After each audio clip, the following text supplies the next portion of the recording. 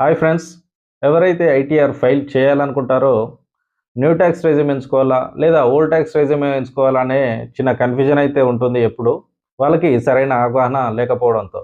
So దీనిపై మీకు clarity ఇవ్వడానికే ఈరోజు నేనైతే మీ ముందుకైతే రావడం జరిగింది. ఇంకా వీడియోలోకి వెళ్ళే ముందైతే ఈ వీడియోని మీరు ఫస్ట్ టైం చూస్తున్నట్లయితే ఈ ఇన్కమ్ ట్యాక్స్ సిరీస్ పైన ఆల్రెడీ 2-3 వీడియోలు చేయడం జరిగింది.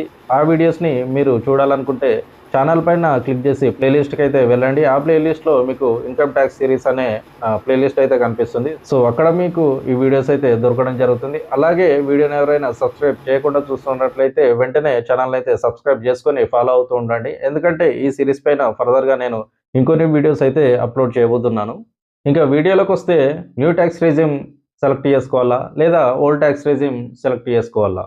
ఇంకా ఓల్డ్ ట్యాక్స్ రెజ్యూమ్ని కొంతసేపు మనం పక్కకు పెడదాం. ఎందుకంటే వాటిలో చాలా సెక్షన్స్ ఉంటాయి. వాటిని డిస్కస్ చేయాలంటే ఒక వీడియోలో అయ్యే పని కాదు. కాబట్టి ఈ ఓల్డ్ ట్యాక్స్ రెజ్యూమ్ని ఫర్దర్గా మనం నెక్స్ట్ వీడియోస్లో మాట్లాడుకుందాం. ఈ వీడియోలో మనం కంప్లీట్గా న్యూ ట్యాక్స్ రెజ్యూమ్ గురించే డిస్కస్ చేయబోతున్నాం. ఈ వీడియోలో మనం అసలు న్యూ ట్యాక్స్ రెజ్యూమ్ని ఎందుకు సెలెక్ట్ చేసుకోవాలి, ఒకవేళ చేసుకోవాలంటే మనకు సాలరీ ఎంత ఉండాలి, చేసుకుంటే వచ్చే బెనిఫిట్స్ ఏంటి అనే విషయాల గురించి ఈ వీడియోలో మాట్లాడుకుందాం. ఎవరైతే ఐటీఆర్ ఫైల్ చేద్దామనుకుంటారో వాళ్ళకు డిఫాల్ట్గా న్యూ ట్యాక్స్ రెజ్యూమ్ అనేది సెలెక్ట్ చేయబడుతుంది.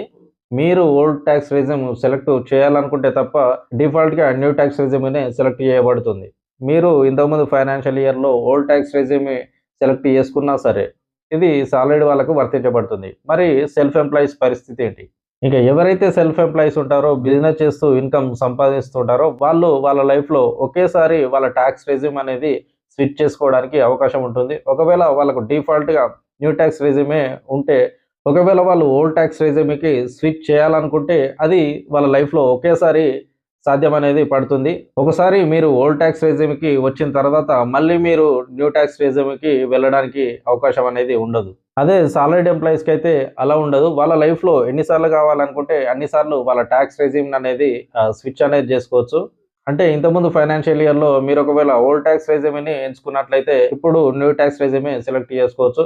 అదేవిధంగా అంతకుముందు న్యూ ట్యాక్స్ రెజ్యూమ్ ఉంటే ఇప్పుడు ఓల్డ్ ట్యాక్స్ రెజ్యూమ్కి స్విచ్ అనేది చేసుకోవచ్చు. ఇలా వాళ్ళ లైఫ్లో ఎన్నిసార్లు కావాలంటే అన్నిసార్లు వాళ్ళు స్విచ్ అనేది చేసుకోవచ్చు. ఇదొక మంచి బెనిఫిట్ అనేది ఉంటుంది సాలరీడ్ ఎంప్లాయీస్ వాళ్ళకి. మరి న్యూ ట్యాక్స్ రెజ్యూమ్ ఎంచుకోవడానికి మనకు సాలరీ ఎంత ఉండాలంటే, ఇంతకుముందు వరకు ఎవరికైతే ఇన్కమ్ 5 lakhs లోపు ఉండి వాళ్ళు న్యూ ట్యాక్స్ రెజ్యూమ్ని ఎంచుకున్నట్లయితే వాళ్ళకు ఇంతకుముందు వరకు ఇలాంటి ట్యాక్స్ ఉండేది కాదు. 2023 బడ్జెట్లో నిర్మలా సీతారామన్ దాన్ని ఆ 5 lakhs లిమిట్ని 7 lakhs వరకు పెంచడం అనేది జరిగింది. కాబట్టి ఎవరికైతే 7 lakhs వరకు ఇన్కమ్ అనేది వస్తుందో వాళ్ళు న్యూ ట్యాక్స్ రెజ్యూమ్ని ఎంచుకోవడం వల్ల వాళ్ళకు ఎలాంటి ట్యాక్స్ అనేది పడదు. ఒకవేళ పడ్డా కూడా దానికి రిబేట్ రూపంలో రావడం జరుగుతుంది. అంతేకాకుండా ఇన్కమ్ ట్యాక్స్ యాక్ట్ ప్రకారం ఎక్స్ట్రాగా 50,000 రూపీస్ స్టాండర్డ్ డిడక్షన్ అనేది ఉంటుంది. అది ఓల్డ్ ట్యాక్స్ రెజ్యూమ్ వాళ్ళకైనా సరే, న్యూ ట్యాక్స్ రెజ్యూమ్ వాళ్ళకైనా సరే ఇది వర్తించబడుతుంది. కానీ స్టాండర్డ్ డిడక్షన్ ఏదైతే ఉందో అది కేవలం మన గ్రాస్ సాలరీ నుంచి మాత్రమే క్లెయిమ్ అనేది చేసుకోవడానికి వీలుంటుంది. ఇది ఏ సెక్షన్ కింద కానీ ఏ ఇన్వెస్ట్మెంట్ కింద కానీ రాదని చెప్పొచ్చు. గ్రాస్ సాలరీ అంటే తెలుసు కదా, మనకు టోటల్గా వచ్చే ఇన్కమ్ అన్నట్టు. మనకు ఎలాంటి డిడక్షన్ లేకుండా ఇన్కమ్ చూపిస్తారు కదా, దాన్ని గ్రాస్ సాలరీ అంటారు. మనకి ఏదైతే అన్ని డిడక్షన్స్ పోను మన అకౌంట్లో క్రెడిట్ అవుతుంది కదా మంత్లీ, దాన్ని మన నెట్ ఇన్కమ్ అనేది అనడం జరుగుతుంది. కాబట్టి ఈ 50,000 స్టాండర్డ్ డిడక్షన్ ఏదైతే ఉందో దాన్ని మనం గ్రాస్ సాలరీలో మాత్రమే క్లెయిమ్ చేసుకోవడానికి వీలు అనేది ఉంటుంది. న్యూ ట్యాక్స్ రెజ్యూమ్ ప్రకారం మనకు స్లాబ్స్ ఎలా ఉన్నాయో ఇప్పుడైతే తెలుసుకుందాం.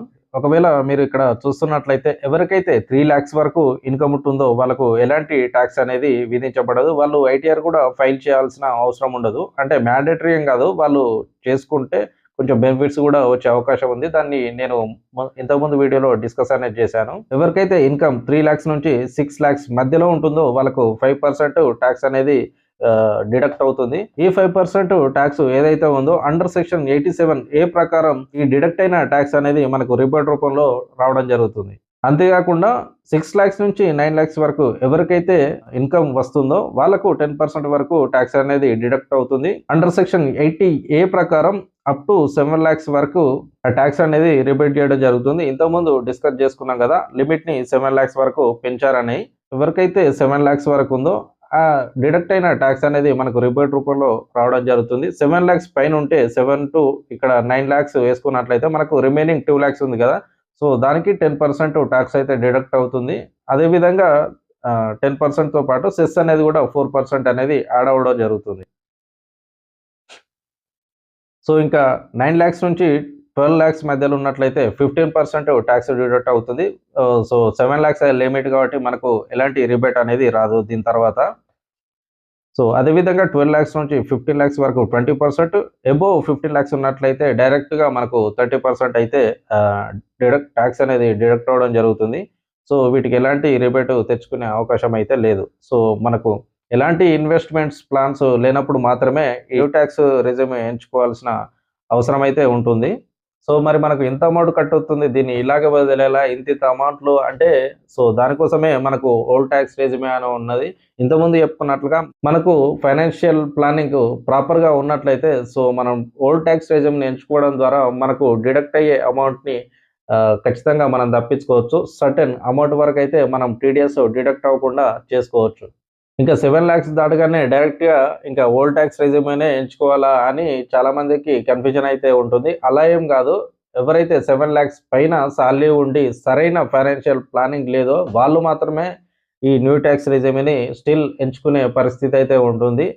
సో సరైన ఫైనాన్షియల్ ప్లానింగ్ ఉండి మీరు గనక చేసుకుంటే వాళ్ళు ఓల్డ్ టాక్స్ రెజ్యూమేని సెలెక్ట్ చేసుకొని ఆ డిడక్షన్స్ అన్నీ చూపించుకొని మనమైతే క్లెయిమ్ అయితే తెచ్చుకోవచ్చు. రిబేట్ రూపంలో మనకు డిడక్ట్ అయిన అమౌంట్ రావడం జరుగుతుంది. కానీ మనకు ఏ ప్లానింగ్ లేనప్పుడు మాత్రమే పైన చెప్పుకున్న స్లాబ్స్ ప్రకారం మనకు టాక్స్ అనేది డిడక్ట్ అవ్వడం జరుగుతుంది. సో కాబట్టి ఎవరికైతే ఇన్‌కమ్ కొంచెం 7,00,000 పైన దాటుతూ వెళ్తుందో సో అప్పుడు మీరు ఖచ్చితంగా ఫైనాన్షియల్ ప్లానింగ్స్ అయితే చేసుకోవాల్సిన అవసరం అయితే ఉంటుంది. సో ఇది ఫ్రెండ్స్ ఓవరాల్‌గా వీడియో అయితే న్యూ టాక్స్ రెజ్యూమ్ గురించి మీకు కంప్లీట్ నాలెడ్జ్ వచ్చిందని అనుకుంటున్నాను. ఇంకా మీకేమైనా డౌట్స్ ఉంటే మీరు కామెంట్ బాక్స్‌లో కామెంట్ అయితే చేయండి. 100% మీకు క్లారిటీ అయితే ఇస్తాను. సో మరొక ఇన్ఫర్మేటివ్ వీడియో తోటి మీ ముందుకైతే రావడం జరుగుతుంది. అంతవరకు మీ రామ్ సైనింగ్ ఆఫ్.